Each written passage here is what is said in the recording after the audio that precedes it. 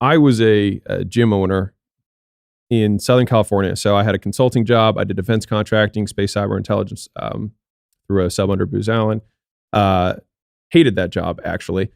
Hated it so much that I ended up quitting and driving across the country, not telling anyone until I was halfway there because my dad was going to talk me out of it and be like, hey, you don't need to, like, let's just follow the path that we had. Yeah. And he was doing it because he just wanted to look out for my best. But I didn't want to do that. And so I showed up in California with no plan, showed up at a gym owner's gym and was like, hey, man, can you teach me? And he was like, I don't know, like, why are you here? I got shit to do. Yeah. Slept at his place. How old were you at this time? I was 22. Okay. Yeah, so I graduated a year early from a school in Tennessee. And then that way I kind of got a jump start on my career, saved my extra, money. Mm-hmm. And then I had about $50,000 saved up when I was 22 to start a business, and I wanted to start a gym. And so that was because I was into fitness and I hated everything else. And so that was like, I guess I'll just do this. From there, I spent 12 weeks with that guy. He started work at 4 a.m. and worked until 4 p.m. 4 to 4 was his shift. And so I did that. And then I also stayed at the gym after that. Learned a little bit of the ropes, started a gym in Huntington Beach. Didn't have enough money for both. Slept on the floor there because, could only pay one rent. Yeah, I get it. Yeah. It's very similar to how I got started, dude. Very similar. And it was by chance, I went to a weekend workshop 2 weeks before I started the gym. And it was this guy who was teaching something called Facebook ads. This is 2013. So I was like, talk about like stroke of luck, crazy, coincidence. And I was able to run Facebook ads to get like my first 25 members in the gym. And we were able to grow by 5,000 a month every month for the first 7 or 8 months. And at that point, I started bringing people in and getting a manager and all that stuff. And then it pretty much started working out. Opened a new location every 6 months after that until I had 5 locations. At that point, I met Layla. And I got asked to speak at this event. And like, I was not in that world. You know what I mean? I was like, I'm a gym owner. He's like, no, I want you to talk about how you're marketing for like brick and mortar. And I was like, all right, man. Dude. So I went up there and I was like, this is what I do. This is how. So I was able to open all my gyms at full capacity on the first day. That was kind of like the unique thing. So what I would do is I would sign the lease, put the deposit down, and then I'd start running ads immediately.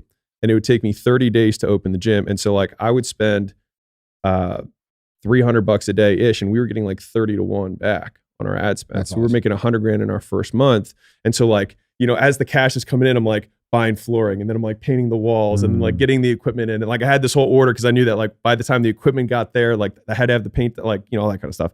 And so we'd open at full capacity, only using the cash that I got. Bro, hold on. Those stories are the fucking ones that people love. Like we got plenty of time. Okay. Dude. Yeah, we got plenty of time. Just because I talk fast in the intro, like, dude, I love that. So you pre-sold the memberships, and then use the money to actually build the gym out. So what I would do is we would do these challenges. We do these 6-week weight loss challenges, and the whole shtick was that it was free if they lost the weight. And so people would like basically bet on themselves. They'd bet $500, $600 that they would hit. I think it was 10% body. I changed the challenge, but it was like 10% of your body weight. So if you were 200, you lose 20 pounds, et cetera. And they had 6 weeks to do it. And they'd work out as many times as they wanted. We'd give them meal plans, grocery lists, food preparation instructions, eating out guides, all that kind of stuff. And so every week I'd sign up, 25, 30, 40 people. And this was all one-on-one consultation. So like I would do 20 to 25 consults a day, every day. And I did that for years. Even when I had my own gyms, like I still sold better because I just had more reps than the other guys. Yeah. So my guys would like set appointments for me. So I'd like every day I'd go, they had set like 3 days worth of appointments. So it was just like stack. And so you just get, get the reps in. And I always refer to that as like my Rocky cutscene. Like no one knew where I was, and I was just hitting the meat in the basement and just getting those repetitions in. And so anyways, I'd just have $5,000 to put down for the lease, and just enough money to start the ads. And for us, we'd get ads, we get leads for like $5, and we'd sell 1 out of 4 leads into a $600 thing. So it's like, it would cost me $20, $25 to get a customer, and I'd make $600 upfront. Yeah. And then 2 days later, I'd sell them supplements, $200, $300 worth of supplements to go with the program that they just bought. And then the shtick was three weeks in of their 6 weeks, I'd be like, hey, Dorothy, let's be honest, you have more than 20 pounds to lose. What's your plan after this, thing's over? She's like, well, what's the ultimate goal? She's like, I just want to get to my high school weight. I was like, okay, so just so we're clear, that in the next 21 days, we're not going to do that, right? And she's like, no, I understand that. I was like, okay, so, but long-term's the goal? And she'd say yes. And I was like, all right, then you won the challenge. And she was like, what do you mean? I was like, because you realize it's not about 6 weeks. And so I was like, so this is what I want to do for you. You have the $600. I was like, I want to credit towards the goal that you really have, which is the high school weight. I was like, I'm just going to put towards the year. And that way, like, you win today, you're one of us. Here's the t-shirt, you're part of the family now. And so I just set my membership at $50 higher than it was supposed to. And I usually ended up selling it for. So it was like $250 a month, got dropped down to $200 a month because I take the 600 divided by 12. And so that credited them $50 a month off. And just like that, we were able to go 600, $250 in subs. And then I'd be able to get the membership all in the first month. Compare that to the business model where someone's going like free month up front and then converts 1 out of 3 into a $99 a month membership. Yeah. My ability to convert cash so much faster was front loaded, so I could outspend everybody in my market, which is also why I could launch them all for no money out of pocket, because every day I'd spend 100, I get 2,000 back. And so that cash is what allowed me to open so quickly without having capital of my own as a young guy. And that's how I was able to scale. That's awesome, dude.